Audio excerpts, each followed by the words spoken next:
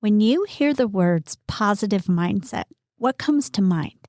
Do you feel an eye roll coming on or hear a doubtful cynic in your head? Or are you someone who tends to see the glass as half full already? Either way, this episode has a takeaway for you. Keep listening.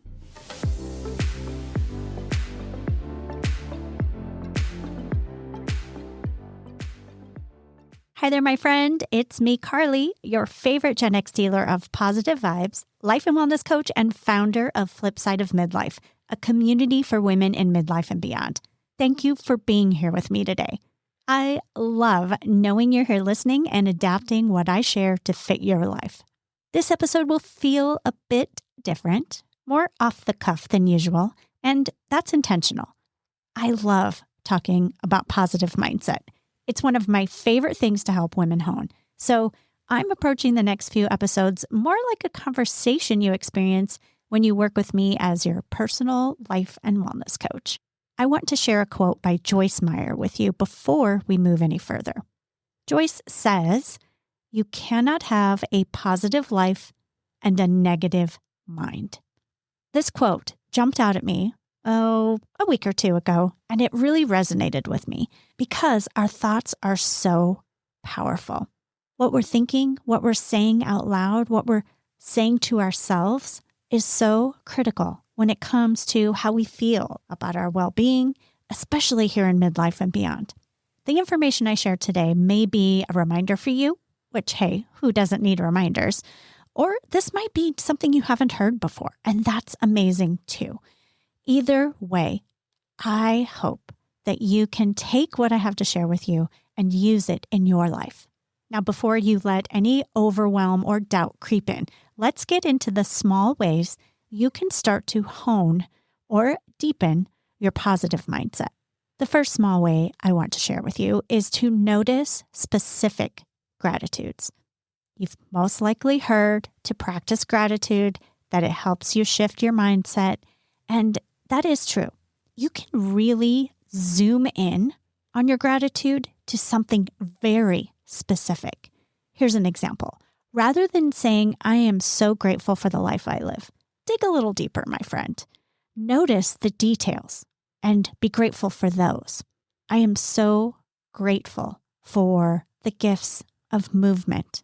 I am grateful for the birds singing in the morning. I am grateful to feel the sun on my face. I am grateful for the people that love and support me.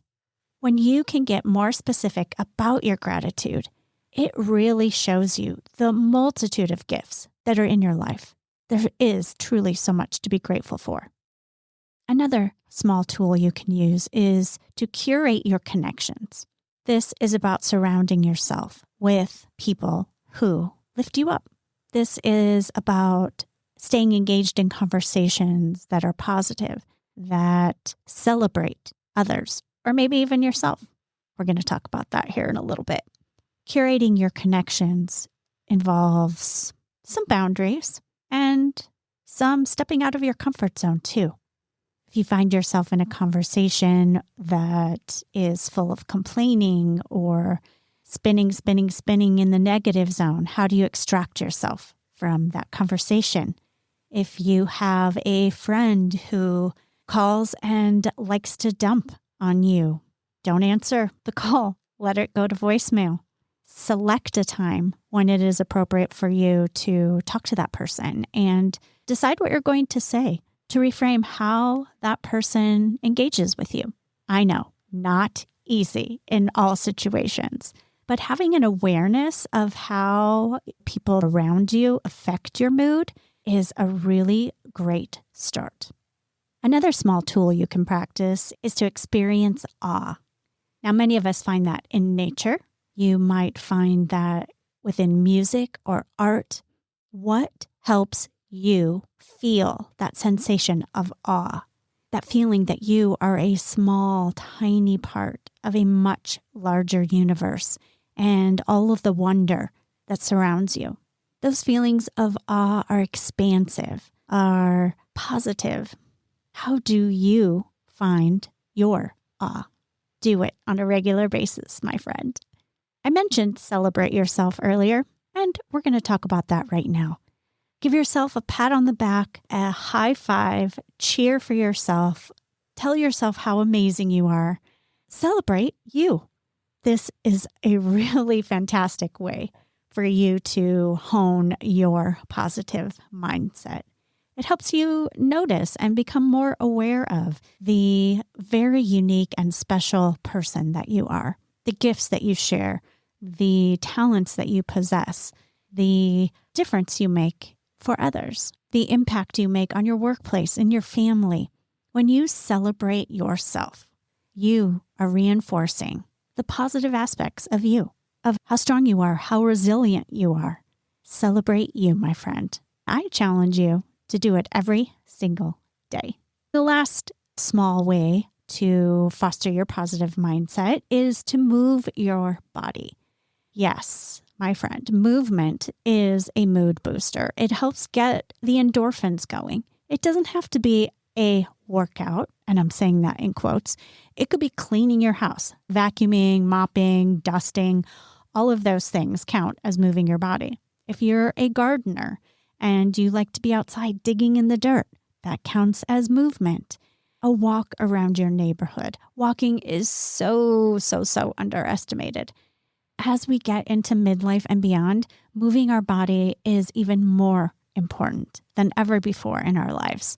And it will continue to stay that way too as we age. Why not start now? If you are new to movement, what can you do that works for you? What are you capable of? Is it chair exercises? Is it walking to your mailbox and back? Extending another 2 minutes every day to build up to the amount of time that you want to be walking? Is it dividing 15 minutes of movement into 5-minute segments? Getting up from your chair regularly as you're working and putting on a favorite song and moving your body to that. Find a way to move, my friend, a way that feels good for you. Don't let yourself get bored with it. Find the things you love to do that make you happy and that feel really good.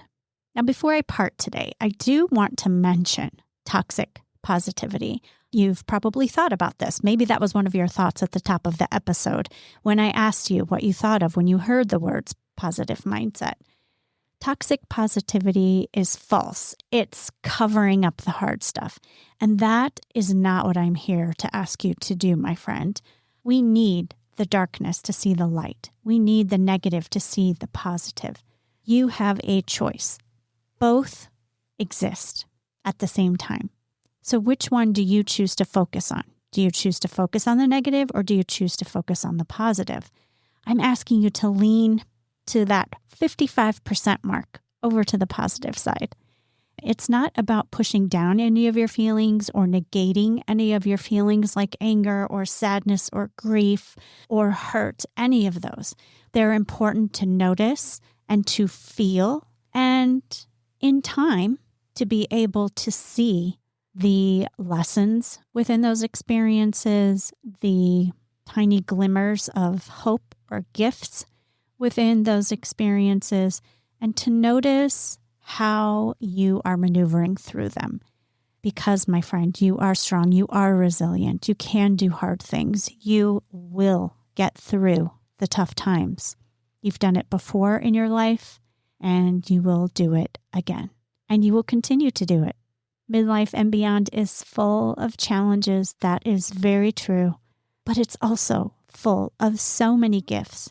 When you hone your positive mindset, even in these small ways I talked about today, you will notice the gifts. You will become more aware of the beauty and possibility that resides in this season of life. I hope you find these small tools valuable as you get into the groove of a positive mindset and deepen it. Notice how your mood and your feelings of well-being shift as you use these over time. Please join my email list at the link in the show notes and transcript to get my emails that align with my episodes. And depending on what box you check on that form, you can also learn more about my events, both online and in person in Phoenix, and my Elevate membership too. This community of women in midlife and beyond is here to embrace you, my friend. Thanks again for joining me here today. I'd love to know your thoughts about this episode and the small ways you're fostering a positive mindset. Reach out to me at Karli@FLIPSIDEOFMidlife.com to share. Join me right here on Wednesdays for bite-sized episodes you can apply to your midlife and beyond, and every other Sunday for guided meditations and visualizations. I look forward to meeting you here for all of it. Take care and be well, my friend.